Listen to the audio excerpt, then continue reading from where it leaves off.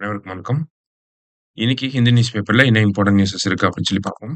இன்னைக்கு தமிழ்நாடு பேஜ்ல ஒரு முக்கியமான செய்தி இருந்துச்சு. என்னன்னா, Tamil Nadu archaeologist to join excavations in Egypt to unearth ancient trade links அப்படின்னு சொல்லி குடுத்துருக்காங்க. ஸோ தமிழ்நாடு ஆர்க்கியாலஜி டிபார்ட்மெண்ட்ட பொறுத்தவரைக்கும் பார்த்தீங்கன்னா, ரீசென்ட்டா ஆர்க்கியாலஜில நெறைய விஷயங்கள புதுசு புதுசா பண்ண ஆரம்பிச்சிருக்காங்க. அதுல முக்கியமான விஷயம் என்னன்னா, பாஸ்ட் ஒரு 1 ஆர் 2 மந்த்ஸ் பிஃபோர் என்ன வந்திருந்துச்சு அப்படின்னா, டீப் சி எக்ஸ்கவேஷன பத்தி சொல்லியிருந்தாங்க. அது லைட்டா இங்க பார்த்துட்டு, இங்க என்ன சொல்லியிருக்காங்க அப்படிங்கிறத பார்த்துப்போம். சரியா? டீப் சி எக்ஸ்கவேஷன் அதாவது ஆழ்கடல்ல போய் எக்ஸ்கவேஷன் வந்து பண்றது. ஓகேங்களா? ஏன்னா, இந்த டீப் சி எக்ஸ்கவேஷன எல்லா மாதங்கள்லயும் நம்மனால பண்ண முடியாது. ஓகேவா? மழை பெய்யாத அந்த கிளைமேட்டிக் கண்டிஷன்ஸ் கரெக்ட்டா இருக்கக்கூடிய மாதங்கள்ல தான் பண்ண முடியும். பொதுவா ஜூலை டூ செப்டம்பர் அந்த காலகட்டத்தில தான் இத பண்றாங்க. சரியா?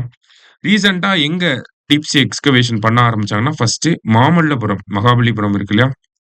அங்க வந்து ஒரு டீப் சி எக்ஸ்கவேஷன வந்து ஸ்டார்ட் பண்ணாங்க. அதே மாரி பூம்புகார் இருக்கு இல்லையா? புகார் நகரத்திலயும் இந்த டீப் சி எக்ஸ்கவேஷன வந்து ஸ்டார்ட் பண்ணியிருந்தாங்க. எதுக்காக அப்படின்னு சொல்லி பார்த்தீங்கன்னா, நமக்கு புகார் நகரம் தெரியும். ஆ காவேரி பூம்பட்டினம் அப்படின்னு சொல்லி சொல்லுவாங்க பட்டினப்பாலையில. ஸோ இந்த நகரத்தில என்னதான் ஆச்சு அப்படிங்கிறத கண்டுபிடிக்கிறதுக்காக தான் இந்த புகார் நகரத்திலயும், அதே மாரி மகாபலிபுரத்திலயும் இந்த டீப் சி எக்ஸ்கவேஷன் அப்படிங்கிறத பண்றாங்க. ஸோ அந்த நகரத்தில வாழ்ந்த மக்கள பத்தின ஏதாவது எச்சங்கள் இருக்கா?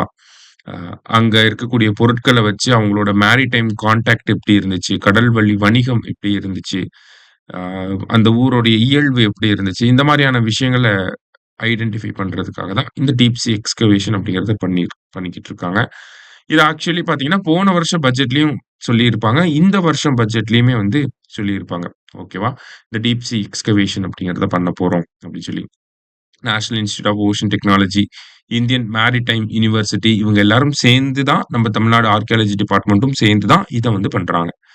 இப்ப அடுத்ததா இதோட அடுத்த வெர்ஷனா என்ன பண்றாங்கன்னா, நமக்கு பாஸ்ட்ல நம்ம ஸ்கூல் புக்லயே படிச்சிருப்போம். பெரினிக்கி, குவாசர் அல் காதிம் அப்படிங்கிற பிளேஸஸ்லாம் நம்ம படிச்சிருப்போம். ஓகேங்களா? இதெல்லாமே வந்து எங்க இருக்கு அப்படின்னா,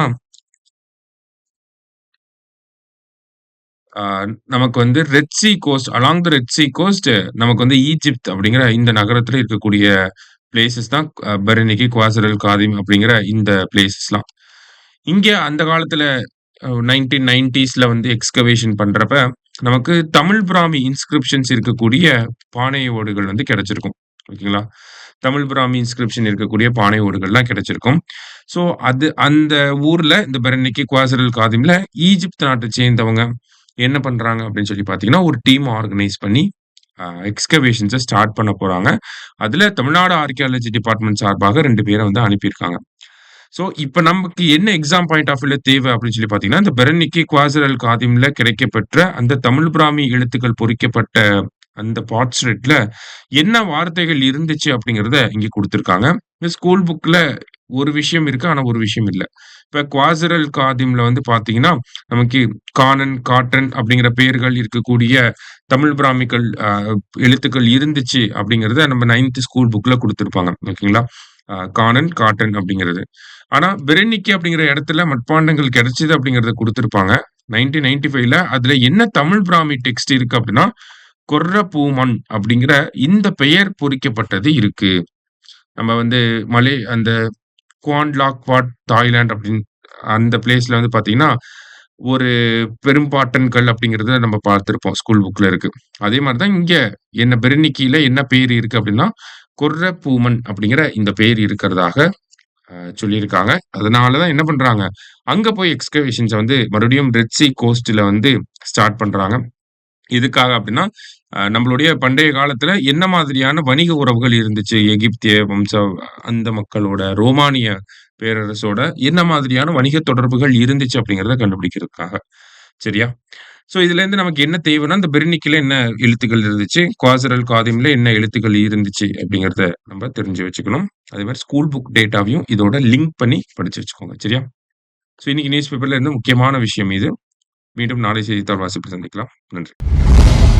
சுரேஷ் IAS அகாடமி வெற்றியின் முகவரி.